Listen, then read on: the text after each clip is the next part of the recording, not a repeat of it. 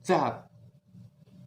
Perkenalkan, nama saya Muhammad Syarudin. Saya seorang perawat. Selamat datang di channel ini. Di channel ini, saya akan mencoba membagi pengalaman saya dengan membuatkan video-video yang secara khusus membahas tentang keperawatan. Pada video kali ini, saya akan coba membuat khusus untuk teman-teman calon mahasiswa keperawatan dan mahasiswa keperawatan. Yang akan saya bahas yaitu apa saja sih yang harus teman-teman miliki sebelum teman-teman memilih untuk menjadi mahasiswa keperawatan dan menjadi perawat. Jadi, bagi teman-teman mahasiswa keperawatan dan adik-adik yang mempunyai keinginan ingin menjadi seorang perawat, kuliah di jurusan keperawatan adalah keputusan yang tepat.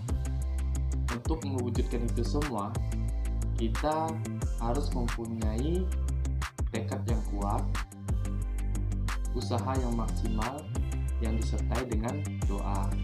Kemudian, channel ini merupakan channel yang tepat juga buat adik-adik dan teman-teman ikuti pada video kali ini dan video-video selanjutnya. Oke, untuk selanjutnya kita bahas. Saksikan.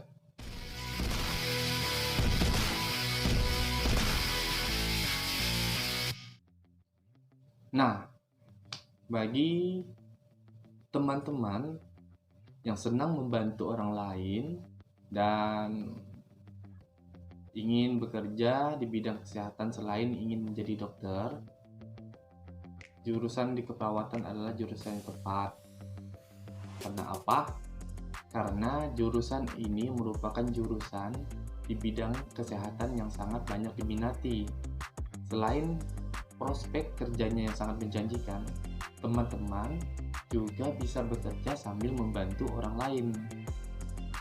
Di sini juga kamu tidak hanya diajarkan tentang ilmu sains saja, tetapi juga diajarkan ilmu-ilmu sosial.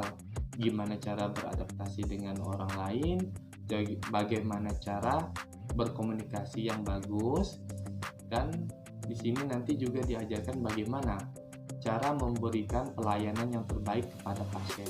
Jadi, sebelum teman-teman memutuskan ingin menjadi seorang perawat dan memilih untuk kuliah di jurus keperawatan ini, ada beberapa hal yang harus teman-teman miliki agar nantinya bisa menjadi perawat yang terbaik, perawat yang profesional, dan perawat yang kompeten.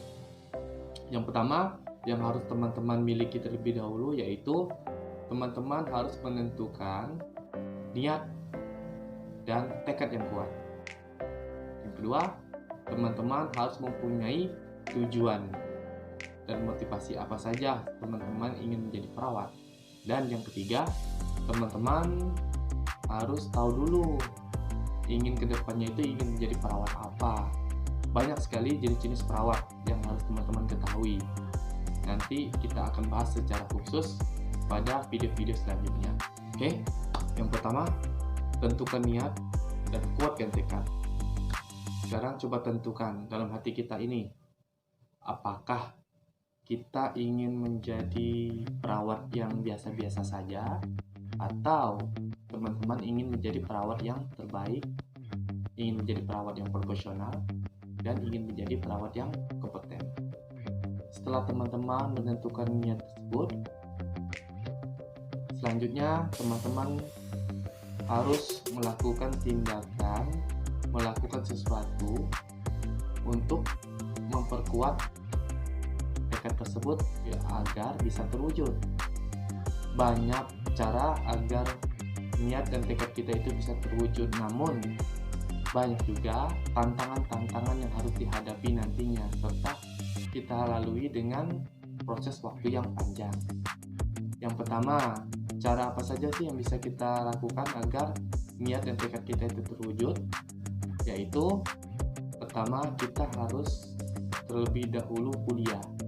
Bisa dilakukan dengan kuliah dengan D3 selama 3 tahun atau S1 bisa dilakukan selama 5 tahun dengan tujuan agar kita mendapatkan ilmu dan pendidikan sehingga kita bisa menjadi perawat yang sah. Yang kedua yang harus kita miliki adalah standar kompetensi keperawatan yang yaitu STR, dan kita juga harus mematuhi kode etik profesi kita yaitu PPNI. Terus yang ketiga, cara yang dapat kita lakukan yaitu dengan mampu menjalankan hak dan kewajiban kita sebagai perawat.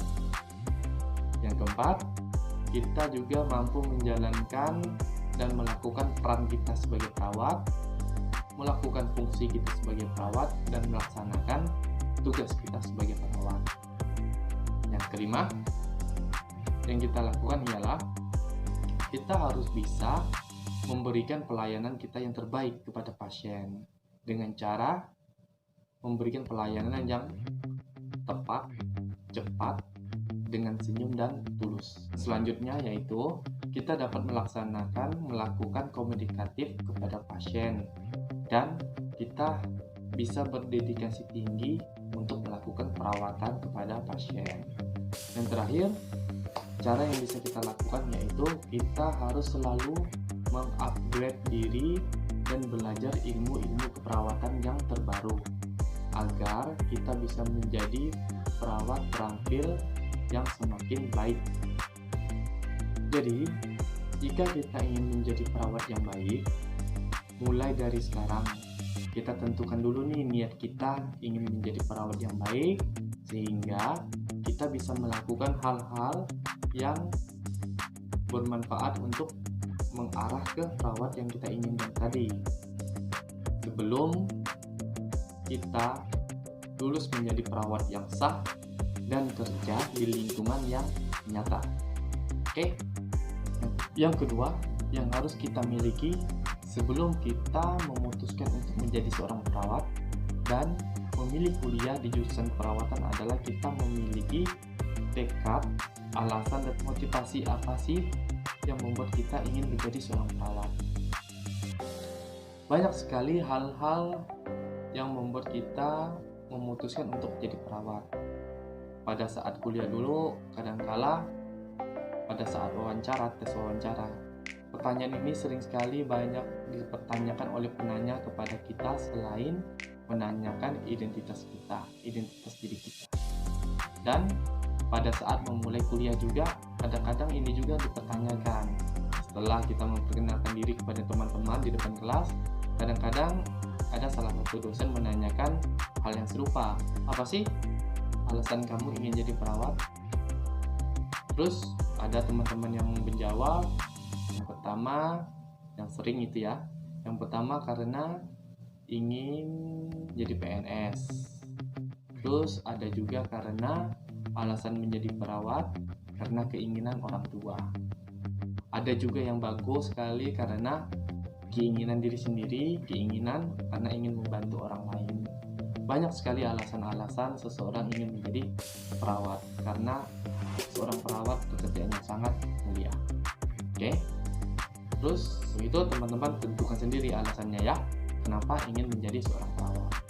Yang ketiga, yang ketiga, teman-teman harus tahu kedepannya pengen jadi perawat apa, agar setelah lulus nanti itu bisa mengarah ke sana. Yang bekerja di rumah sakit itu bagian-bagian perawatnya itu yang pertama yaitu perawat IGD. Pertama kali pasien datang itu pasti larinya ke IGD. Terus ada juga yang namanya perawat OK, itu bagian-bagian yang beroperasi nanti secara khusus nanti akan kita bahas ya. Yang ketiga itu ada perawat ICU. Yang keempat ada juga namanya perawat inap, ada perawat HD. Mau di rumah sakit bisa juga menjadi dosen atau perawat pengajar ya. Untuk menempuh jadi perawat pengajar ya harus kuliah lagi, minimal ya sekarang S2 gitu. Oke, mungkin ini yang dapat saya sampaikan untuk sementara ini. Alhamdulillah Ini video pertama kali saya. Ya, mungkin banyak kekurangannya. Untuk teman-teman, silakan komen jika komen di bawah ini. Terus jika teman-teman suka, silakan like. Terus jika ada yang kurang, mohon sarannya ditulis di bawah, ya video-video saya selanjutnya bisa lebih baik. Oke, jangan lupa juga klik tombol lonceng sama subscribe. Oke, sampai di sini saja. Kurang dan lebihnya mohon maaf. Assalamualaikum, salam sukses, salam perawat.